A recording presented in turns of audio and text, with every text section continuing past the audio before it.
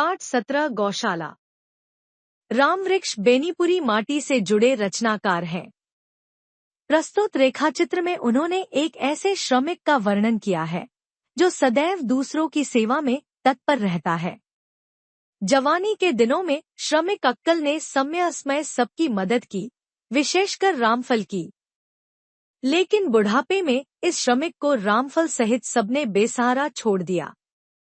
अधिक आयु होने पर साधनहीन लोग कितने कष्ट में अपना जीवन व्यतीत करते हैं, इस पाठ का वर्ण्य विषय है।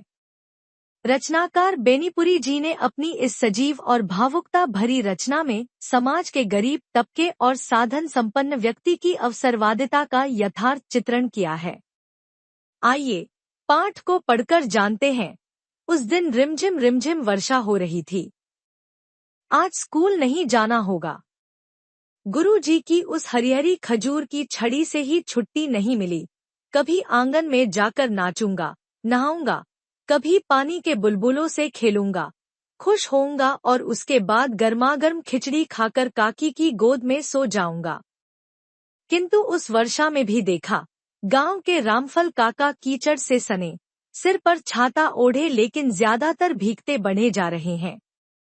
मेरे पड़ोसी अक्कल के दरवाजे की ओर। रामफल काका मेरे गांव के सबसे धनी किंतु कंजूस। अक्कल एक गरीब मजदूर किंतु हरफन मौला। अक्कल, जरा चलो, भानसघर के खपड़े उधर जाने से समूचा घर पानी पानी हो रहा है। खाना पीना बंद है। चलो जरा खपड़ों को दुरुस्त कर दो, बाल बच्चे भूख से छटपट कर रहे हैं।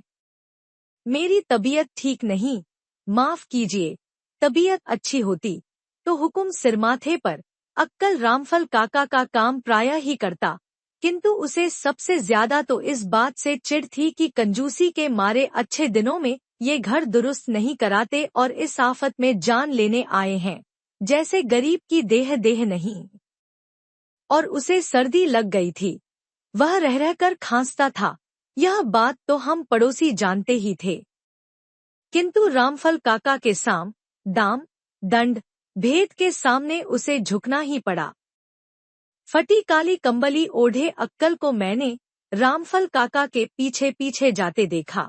अक्कल 5 हाथ का लंबा जवान, रंग वही भारत के आदिवासियों का, विदेशी आर्यों के रक्त मिश्रण का प्रभाव रंग पर न पड़कर आकार पर ही पड़ा था। हट्टा कट्टा। जिस खेत की कोड़नी में अक्कल पहुंचा, उसके खरपात अक्कल के नाम पर रोए।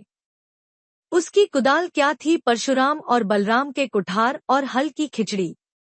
उसके जैसा महीन जोतने वाला हलवाला कहाँ मिलेगा। घर बनाने में तो उस्ताद। गांव में जितने अच्छे मकान हैं, चाहे उनकी दीवार बनाने में, चाहे छप्पर में, अक्कल का कुशल हाथ जरूर है। रामफल काका का वह शानदार बंगला अक्कल की वास्तुविद्या के अपार ज्ञान का एक उत्कृष्ट नमूना है।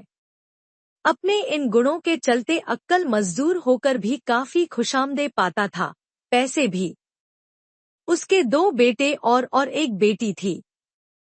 बेटों का लालन पालन उसने औकात से ज्यादा अच्छे ढंग से किया और बेटी को तो वह इस शान से रखता कि गांव की बबुइयां भी मन ही मन चिढ़ती।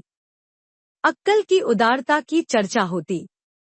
गांव में कभी साधु संत आते तो उनकी सेवा अक्कल जरूर करता। वह काम करने में राक्षस था। उसकी आमदनी साधारण मजदूरों से ज्यादा तो थी ही, एक गाय भी पाल रखी थी और 2-3 बकरियां भी। इनसे भी काफी पैसे आते। मैं अब शहरी जीव हूँ, कभी कभी मन बहलाने को अपने गांव में चला जाता हूँ। एक दिन अपने दरवाजे पर बैठा मैं एक विलायती मैगजीन पढ़ रहा था। छोटी सी रूप कथा थी। मैं सोचता हूँ, ये विदेशी कलाकार कैसी जीवंत तस्वीरें खींचते हैं। कलम है या रंगीन कूंची, सलाम बबुआ, आंखें न उठीं। मैं कुछ पढ़ने में गर्क था या कुछ होने का स्वांग भर रहा था, कुछ उपेक्षा भी थी। दिन भर देहातियों के मारे परेशान जो रहता हूँ। फिर वही आज मैंने आंख उठाई। एक लकुटिया और 2 सूखे पैरों के सहारे 3 टांगों के जानवर सा झुका एक आदमी दीख पड़ा। चेहरे पर गौर किया, काले चेहरे को सफेद बालों के ढूंढ भयानक बना रहे थे। गर्दन लगातार हिल रही थी। मैं बबुआ, अक्कल। मैं चौंक पड़ा। क्या वही अक्कल आज ऐसा हो गया? बेचारा अक्कल अब भीख मांगता है। जिसने गांव भर को घर दिया वही बेघर बार का है। एक बच्चा जाता रहा, बेटी शादी होते ही अपनी ससुराल चल दी। बेटी तो पराये की होती है। उसकी प्यारी पत्नी बुधनी भी चल बसी। कोई कामधाम उससे बन पड़ता नहीं। इतनी कमाई तो कभी हुई नहीं कि इतना संग्रह कर पाता कि इन बुरे दिनों को सुखचैन से काटता। सिवा भीख के दूसरा चारा क्या? और भीख भी क्या सदा मिलती है? भूख प्यास का मारा अक्कल हड्डी का ढांचा बन रहा है। बबुआ, मैं तुमसे भीख मांगने नहीं आया, एक नालिश करने आया हूँ बबुआ। तुम ही इंसाफ करो तो हो, नहीं तो रामफल बाबू के मुकाबले पर कौन जीभ खोले? अक्कल ने कथा सुनाई।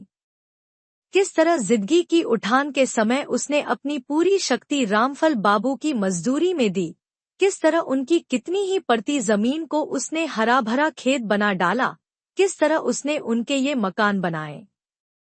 किस तरह उसने उनके पशुधन की वृद्धि की।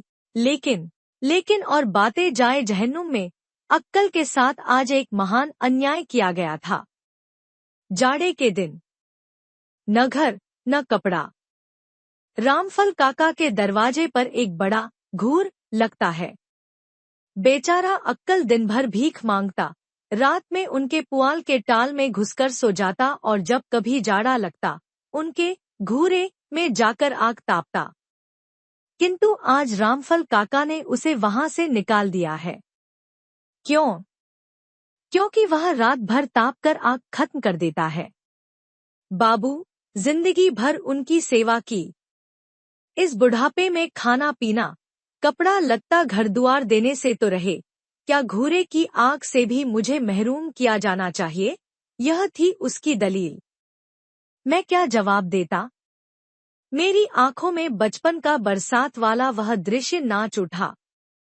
आंखों की बरसात ने शायद उत्तर देना चाहा। शहर में गौशाला का उत्सव था। मैं उसमें शामिल होकर अपने गांव की ओर जा रहा था। मुझे खुशी हो रही थी। गौशाला के संबंध में मेरे गांव की भी चर्चा हुई थी। रामफल काका ने 2 गाड़ी पुआल गौशाला के लिए दिया था।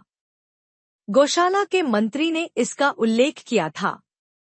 गौशाला बूढ़ी अपाहिज गौं, बैलों की रक्षा के लिए कितना सुंदर प्रबंध। चाहिए भी।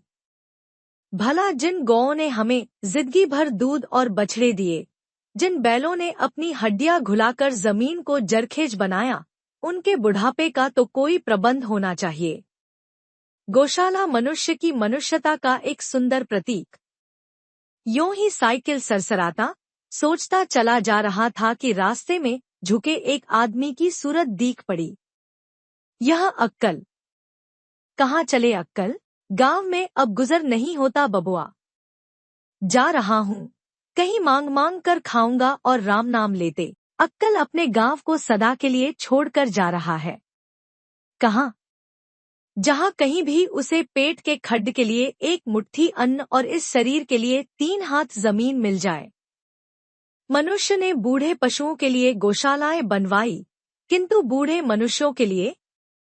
रामफल काका को बूढ़ी गायों से इतनी मोहब्बत और उस बूढ़े आदमी के लिए, जिसके